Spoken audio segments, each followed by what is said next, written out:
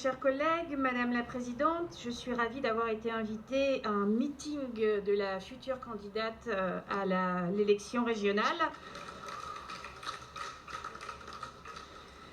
La société Sanofi a annoncé la suppression de 400 postes dans la recherche.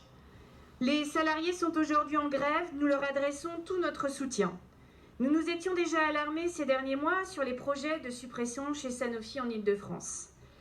Même si la direction prétend que ces postes ne sont pas liés à la recherche sur le Covid, cette décision est incompréhensible.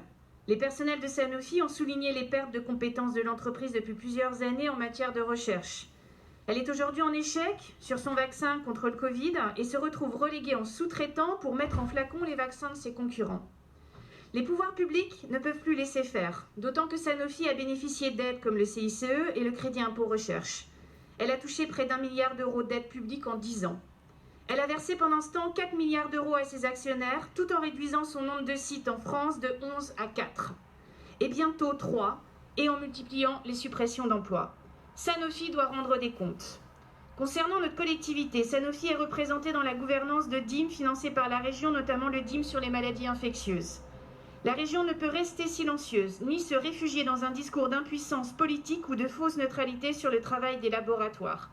Quand les intérêts des sociétés privées interviennent dans des recherches financées par l'argent public, des comptes doivent être rendus. Cela pose aussi la question de l'accès public aux résultats de ces recherches. Et cela interroge la politique de recherche que vous menez ici à la région. Vous avez largement orienté cette politique vers les transferts de technologies qui sont aussi encouragés par l'État. De l'argent public est ainsi injecté dans des projets menés par des structures publiques. Et les résultats de ces recherches publiques sont souvent finalement captés par des sociétés privées qui en tirent profit, mais prennent peu de risques en investissant de moins en moins sur la recherche. La santé publique ne peut pas être un objet de profit.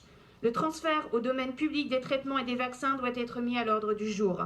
C'est une question majeure pour de nombreux médicaments, notamment pour le Covid, alors que des vaccinodromes dans de nombreuses villes franciliennes attendent toujours des doses pour pouvoir ouvrir. Toutes les populations doivent pouvoir bénéficier de ces biens communs, vaccins et traitements, en France et dans le monde, par exemple en Afrique où l'épidémie gagne du terrain. Que prévoyez-vous, Madame la Présidente, pour que notre collectivité réponde au mieux, à travers sa politique d'aide à la recherche, à ces enjeux fondamentaux ?